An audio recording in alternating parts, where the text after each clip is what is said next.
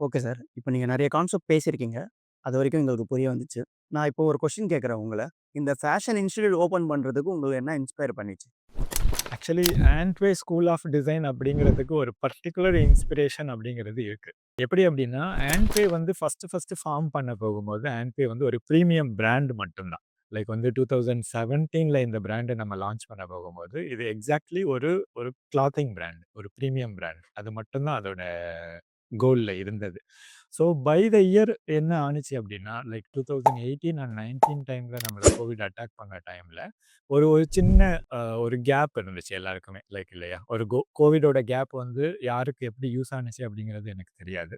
But ஆனா என்னோட own பெர்சனாலிட்டிக்கு அது எப்படி நான் அத திங்க் பண்ணேன் அப்படின்னா, லைக் வந்து ஒரு ஒரு ஒரு ஒரு ஹார்ஷா பிசினஸ் பண்ற ஒரு பெர்சன வந்து லைக் ரொம்ப ஸ்டாப் பண்ணி, இ இ நீ வந்து ரொம்ப திங்க் பண்ண வேண்டியிருக்கு இந்த இடத்துல. ஸோ உன்னோட பிசினஸ் பிளான வந்து எல்லாத்தையுமே ரீஅலைன் பண்ணணும்.